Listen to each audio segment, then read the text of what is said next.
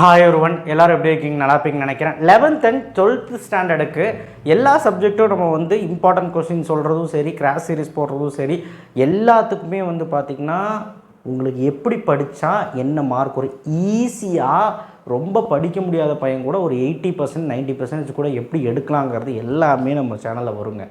ஏன்னா ஒரு டாப்பர்ஸ் அப்படிங்கிறத விட ரொம்ப முடியாத பசங்க தான் ஜாஸ்தி.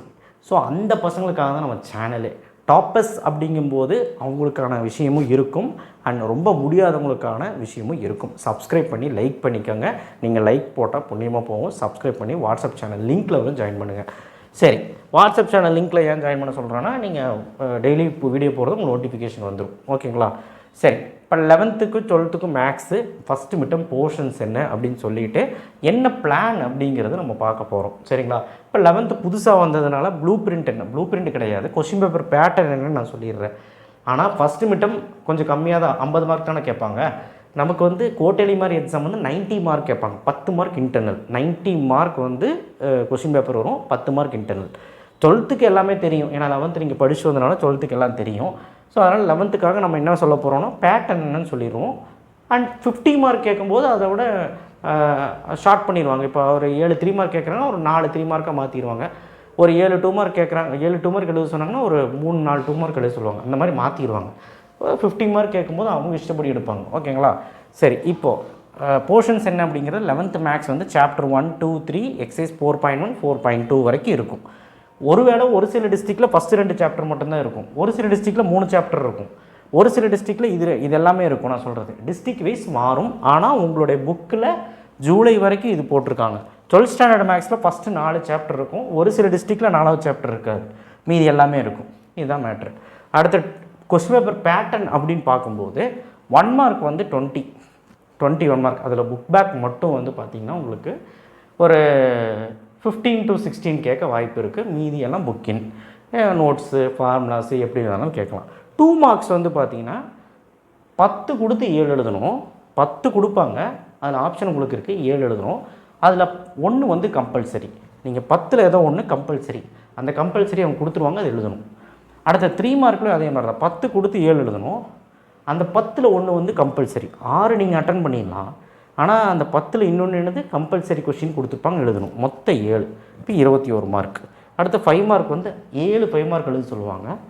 மேலே 1 கீழே 1 கேட்டுருவாங்க 6 சாய்ஸில். இங்கே ஒரு சம்மு கேட்டாங்கன்னா 6 சாய்ஸில் அனதர் சம் கேட்பாங்க.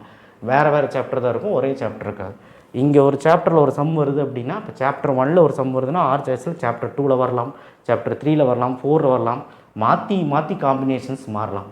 அது எப்படி வேணாலும் இருக்கலாம். நீங்கள் கொஸ்டின் பேப்பர் பேட்டர்ன் வந்தால் தான் உங்களுக்கு புரியும். ஓகேங்களா? இப்போ மிட்டமுங்கும் போது இங்கே 10 மார்க்காக மாற்றிடுவாங்க. 2 மார்க் ஒரு 3 4, 3 மார்க் ஒரு 3 4, 5 மார்க் ஒரு 3 4, அந்த மாதிரி மாற்றிடுவாங்க. 50 மார்க்ஸ்க்கு என்ன வருதோ அது கொடுத்துருவாங்க. ஓகேவா? ஸோ பேட்டர்ன் பார்த்தாச்சு. இப்போ 12th பேட்டர்ன் என்னன்னு தெரியும். டெய்லி மேக்ஸ் எத்தனை நேரம் படிக்கணும், எப்படி படிக்கணும், எவ்வளோ சம்ஸ் போட்டு பார்க்கணும், எல்லாமே சொல்கிறேன். இப்போ கிராஸ் சீரீஸ் பொறுத்த வரைக்கும் 12th ரெகுலராக வந்துடும். சரிங்களா? நான் கேரண்டி உங்களுக்கு 5 மார்க்ஸ் ஃபஸ்ட்டு முடிச்சிடுவேன். கிராஸ் சீரீஸில் 5 மார்க்ஸ் ஃபஸ்ட்டு முடிச்சிடுவேன். ஓகேவா? அடுத்தது அது ஒரு 2-3 வாரத்தில், இந்த ஒரு 20 டேஸில் 5 மார்க்ஸ் முடிச்சிடுவேன். 2 mark 3 mark important area cover பண்ணி கொடுத்துருவேன். ஓகேவா? அண்ட் 11th ஸ்டாண்டர்ட் பொறுத்த வரைக்கும் நீங்கள் ஒத்துக்கிட்டால் 5 மார்க் மட்டும் நம்ம கொடுக்கலான் இருக்கோம். 2 மார்க் 3 மார்க் இம்பார்ட்டன்ட் மட்டும் கொடுத்துடலாம். 5 மார்க் மட்டும் உங்களுக்கு டைம் இருந்தால் 11th உங்களுக்கு ஓகே அப்படின்னா நம்ம கொடுக்கலாம் கிராஸ் சீரிஸ். இல்லை அப்படின்னா நீங்கள் உங்கள் கிராஸ் சீரிஸ் இம்பார்ட்டன்ட் கொஷின்ஸ் நான் சாப்டர் வாரியாக போடுறேன். அண்ட் ஓல் ஃபஸ்ட் மிட்டமுக்கு என்ன வருமோ அது போட்டுறேன், அதை பார்த்து படிச்சுக்கோங்க. இப்போ 11th பொறுத்த வரைக்கும் பயப்படணும் அவசியம்னா, ஆனால் மேக்ஸ் கொஞ்சம் கஷ்டமாக இருக்கும். 10th விட வேரியாக இருக்கும் 11th. ஸோ 10th-க்கும் 11th சம்மந்தம் இல்லை. அதனால் உட்காந்து கிளாஸில் கவனித்தா மட்டும்தான் நம்மளால் ஒழுக்கமாக மேக்ஸ் சர்வை பண்ண முடியும். தயவு செய்து நோட்ஸ் எடுங்க. கைடை பார்த்தோ இல்லை யூடியூப் சேனல் பார்த்தோ படித்து பிரயோஜனம் இல்லை. நோட்ஸ் எடுங்க. நோட்ஸ் எடுத்தால் தான் அந்த நோட்ஸ் வச்சு தான் படிக்க முடியும். ஸோ 10th மாதிரி அசால்ட்டாக இருக்காதீங்க. ஓகேவா? ஸோ 12th ஸ்டாண்டர்டுக்கு எல்லாமே தெரியும், என்ன பண்ணணும், சீரியஸாக இருக்கணும், எவ்வளோ சீரியஸாக இருக்கணும், நமக்கு இந்த மார்க் வச்சு தான் கட் ஆஃப், எல்லாமே நமக்கு தெரியும். 12th ஸ்டாண்டர்டுக்கு அந்த பிரச்சனை கிடையாது. இப்போது 11th ஸ்டாண்டர்ட் வருவோம். ஃபஸ்ட்டு 2 சாப்டர் ஃபஸ்ட்டு மிட்டமுக்கு ஒழுக்கமாக படித்தாலே, ரொம்ப வீக்காக இருந்தீங்கன்னா ஃபஸ்ட்டு 2 சாப்டர் ஒழுக்கமாக படிச்சினாலே, அதில் இம்பார்ட்டன்ட் கொஸ்டின் படிச்சினாலே ஓரளவு நல்ல டீசெண்டான ஸ்கோர் எடுத்துடலாம். 90 to 85 எடுத்துடலாம். 85 90க்கு மேலே எடுத்துடலாம். ஓகேங்களா? அதே மாதிரி 12th ஸ்டாண்டர்ட்லேயும் அப்படி தான். ஃபஸ்ட்டு 2 சாப்டர் ஒழுக்கமாக படித்தாலே உங்களால் தோராயமாக ஒரு 80 மார்க் எடுக்கலாம். நீங்கள் வந்து 3வது சாப்டர் சேர்த்து படிக்கிறது நல்லது 12th ஸ்டாண்டர்டாக இருந்தீங்கன்னா. ஸோ ஜூனுக்குள்ளே நான் இங்கே எழுதுகிறேன். ஜூனுக்குள்ளே வந்து பார்த்திங்கன்னா ஓகேவா, ஜூனில் வந்து பார்த்திங்கன்னா ஃபஸ்ட்டு 12க்கு எழுதிடலாம். ஜூனுக்கு வந்து பார்த்திங்கன்னா மேக்ஸில் சாப்டர் 1 2 கம்ப்ளீட் பண்ணிட்டிங்கன்னா ஓகே. ஜூலையில் ஃபஸ்ட்டு வீக் வந்து பார்த்திங்கன்னா 3rd சாப்டர் கம்ப்ளீட் பண்ணால் ஓகே. இன்னும் கொஞ்சம் நல்லா படிக்கிறோன்னா இருந்தால் இங்கே 3rd முடிச்சுட்டு ஜூலை ஃபஸ்ட் வீக்குள்ளே 4th அப்படி முடிக்கலாம். நான் சொல்கிறது புரிஞ்சுதா? படிக்க முடியாதவன் இந்த 3 சாப்டர் மட்டும், படிக்கிறவன் ஃபஸ்ட்டு 3 சாப்டர் ஜூன்லேயே முடிச்சுட்டு ஜூலையில் 4th. அண்ட் 11th ஸ்டாண்டர்டை பொறுத்த வரைக்கும் ஜூன் மாதம் நமக்கு வந்து சாப்டர் 1 2 முடிச்சிருங்க. ஜூலை மந்த்து சாப்டர் 3 அவ்வளோதான். ஜூலை மந்த்து ஒரு 15 நாள் டைம் இருக்கும், அதுக்குள்ளே நீங்கள் முடிச்சிருங்க சாப்டர் 3. 4th சாப்டர் இப்போதைக்கு வேண்டாம், இருந்தாலும் 4.1 4.2 இம்பார்ட்டன்ட் கொஷின் மட்டும் பார்த்துக்கலாம். ஓகேவா? இல்லை அப்படின்னா உங்களுக்கு சாப்டர் 2 வரைக்கும் முடிக்க முடியலன்னா அட்லீஸ்ட்டு சொல்ல முடியாது அட்லீஸ்ட் எல்லாம், ஏன்னா ஃபஸ்ட் சாப்டர் சின்னது தான். ஃபஸ்ட் சாப்டர் 4 எக்ஸைஸ் தான் இருக்குது, செகண்ட் சாப்டர் தான் 12 எக்ஸைஸ் இருக்குது. ஸோ கண்டிப்பாக நீங்கள் வந்து 2 சாப்டர் படித்தாலே பெரிய விஷயம் தான் 11th ஸ்டாண்டர்ட். ஏன்னா இப்போ தான் நான் உள்ளே வர்றீங்க. ஸோ 12த்துக்கும் சரி 11த்துக்கும் சரி ஜூன் ஜூலையில் இதுதான் பிளான். ஓகேவா? இப்போ இம்பார்ட்டன்ட் கொஷின் கிராஸ் சீரிஸ் எப்படி வரும்னு நான் சொல்லிட்டேன். இம்பார்ட்டன்ட் கொஷின் அப்படின்னு பார்க்கும்போது நல்லா கேட்டுக்கோங்க. நான் இம்பார்ட்டன்னா எல்லாமே கொஞ்சம் தரமாட்டேன். எது பப்ளிக் எக்ஸாமுக்கு எது எக்ஸாமுக்கு வருதோ அதை நான் லைன் பை லைன் 5 மார்க் தனியாக 2 மார்க் தனியாக 3 மார்க் தனியாக தந்துடுவேன். அந்த கொஷின்ஸ் மட்டும் படித்தாலே நம்மளால் வந்து மிட்டமாக இருந்தால் 50க்கு 45+ எடுக்கலாம். இன்னும் கொஞ்சம் பொட்டென்ஷியல் போட்டு நான் சொல்கிறது எல்லாமே படிச்சிங்கன்னா 50க்கு 50 எடுக்கலாம்.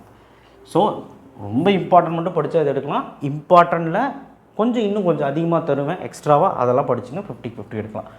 இதுவே கோட்டையிலே அப்படின்னா 90க்கு வைப்பாங்க, 90க்கு நம்ம 85+ எடுக்கலாம். ஸோ எல்லாமே நான் சொல்கிற மாதிரி கேட்டிங்கன்னா 90க்கு 90 எடுக்கலாம். ஸோ இது உங்களுடைய டர்ன்.